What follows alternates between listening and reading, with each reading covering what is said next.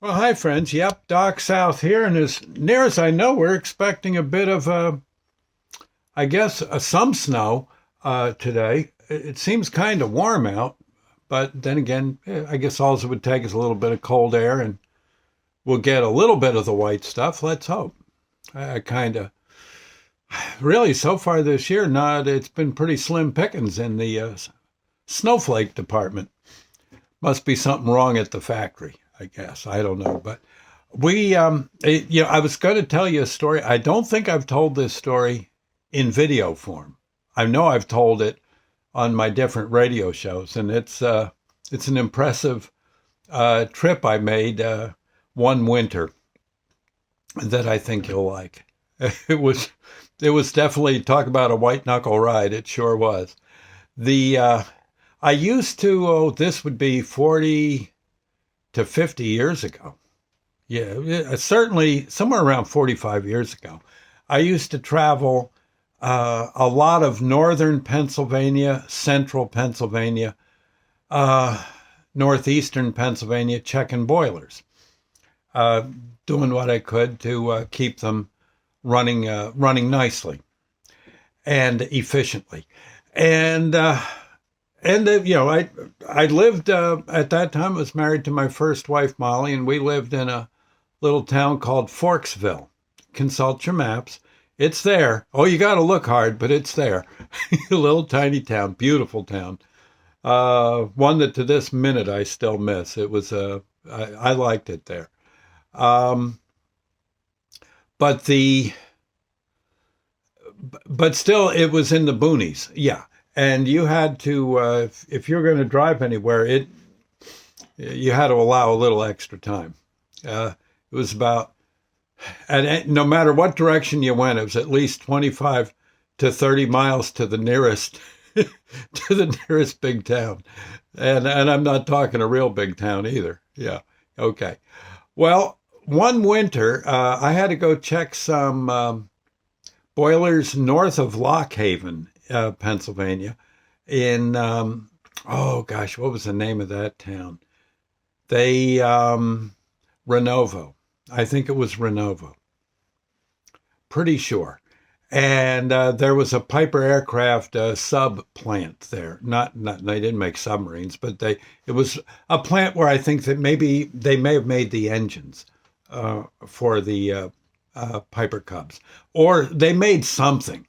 Heaven knows what. It may be just various parts, engine parts and stuff. And I had to check that. And then I noticed I also had a boiler to check down in State College, which would be about 45 miles or so south of Renovo. Okay.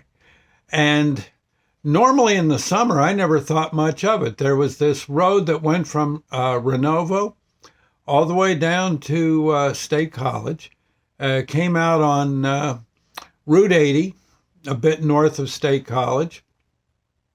And it pretty much it was I had ridden it in the summer. I had taken that road quite a few times in the summer, and quite honestly, you're lucky in the 40 to 50 mile span of being on that road. You were lucky to see a car. Yeah, it was that desolate. It went over the I think the water divide in Pennsylvania. Even it was like yeah, water on one side would head west, water on the other side would head east. It was that kind. Yeah, it was pretty high up, and it was all just. I don't know what it looks like now, but back then it was all berry bushes and woods and be nothing to see a bear. Maybe if nothing else, out in the berry bushes, the bears and the deer and heaven knows all the different birds having themselves a time. It was actually kind of cool to ride it, but honestly, if you broke down, you was in deep doo doo. And this was well, I did have a CB in the car, but smartphones, no, they did. I don't think they really majorly existed. So when you were on that road, you were pretty much on your own. Um, I want to say it was Route 44. Again, I don't have a map on me, but if you take a look, you'll see. Uh, One lane each direction. Right. And I'd I'd ride that about every 4 months or so. I'd have to go check the boilers in Renovo, and then I'd run down to State College, and I think I took care of the school district there for a while. And I'd uh, stay for the night in the town and uh, down in State College, and I'd get up and check the school boilers and be on my merry way home later that night, that afternoon or evening. But one time I had to go up. I was scheduled to do the Piper plant and check it out, and whew, it was winter, and we had gotten a lot of snow that year. Oh my gosh, so much snow! It's every time you turned around, there was another foot of it coming down, and Pennsylvania's a cold state, especially up in the mountainous areas. So it weren't melting. It was going to melt in the spring, and then look out, mama. Yeah. Those rivers can get pretty high, those creeks and rivers, yes. Well, I did the work I had to do in the in Renova, and I said, well, I guess I'll get down to State College. And I remember the plant engineer saying, you better be careful. That road to down down to State College is, man, that's only about 2 lanes right now. I said, well, it's always 2 lanes. Yeah, he said, but there's no shoulders. It might even be 1 lane. I think what they've done is there's so much snow, they've dug little spots where if you run into a semi, I said, don't say run into a semi. He said, okay, if you encounter a semi, you can back up well, he won't be able to back up. It'll be almost impossible for him. But you can back up a bit and you can get yourself, they've got little areas where they've dug out, and you can park your little Fiat there. He'll come by and then you go again. And it's about every 2 or 3 miles, they got one of these little cutouts. And that's how you're going to have to get down there. And he said, I don't know. There's been snow last night that you could be going through 6 inches, 8 inches of snow. And it's almost impossible to plow it anymore. We got to use those propeller trucks. We don't have that many of them up here. I said, boy, sounds like an adventure. He says, well, it's been nice knowing you. He says, I'd bring a hoagie or two. Do you got a blanket in the car? I said, oh, yeah. Yeah, I keep one. He said, oh, maybe you'll be all right. If nothing else, you get really stuck, I guess a trucker could get you back to civilization. Then you get that little car of yours. What is that? I said, it's a Fiat. Pretty scrawny looking car. I said, well, gets good mileage. Well, he said, that's good, I guess, but doggone. Well, in any case, I made the run. I'm going over that thing. Oh my gosh, the snow is so, I honestly could not see. It was like I was in a rain gutter made of snow. I couldn't see to left or right, just straight ahead and looking in the mirror. And it, like that guy said, the snow was probably about 6 inches deep in the pit, and it was pretty slippery. But the Fiat got through. It was doing okay till I see off in the distance smokestack heading my way. Yep, and some log truck coming through.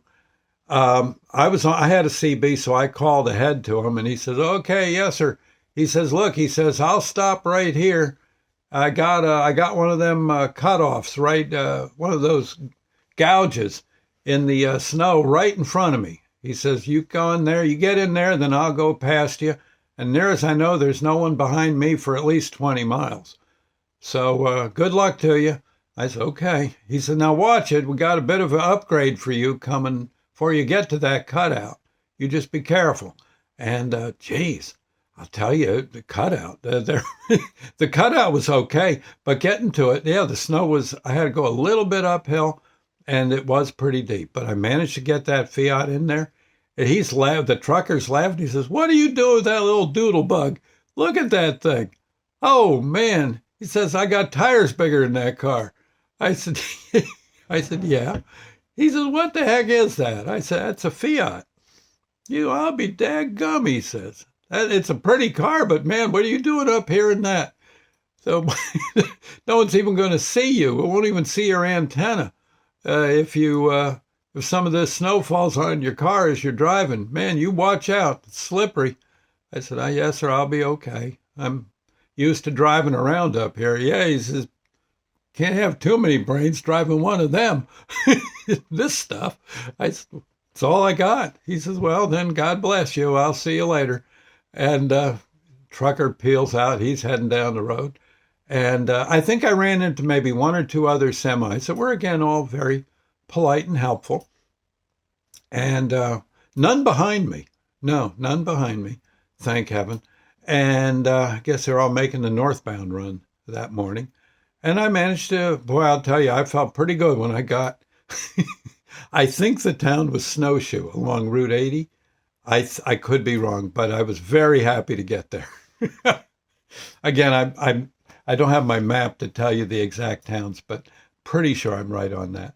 And I'll tell you, I slept very well in that motel that night. I just got me some, I think I got me a pizza. There was something good on TV, and boy, I conked out. State College itself was pretty well. Yeah, the roads were all plowed, and thank heaven I didn't have to go back the way I came. I just took Route 80 and it was reasonably all right. Though every now and then that doggone Route 80 would get iced up, and boy, you'd be hard put to go anywhere. You'd be, just these awful situations where there's 2 or 3 miles of trucks just backed up and cars in between them. Oh my heavens. No one, no accident or anything, at least as long as everybody knew to stop. It was, and slow down a bit, everything was cool, but So anyway, I don't think we're going to have a day like that today. I don't think so. I think we're going to be all right. Anyway, I'll see you later. I just thought I'd mention, people say, a lot of times they'll come see me and say, you can drive in the snow, right? Yeah, I think I can get through. I had a lot of practice when I lived up in that doggone Pensy, I'll tell you. And it's funny, when I went down to the Carolinas, they'd get like an inch of snow. And they'd be, oh my God, the good old boys would be careening all over the place.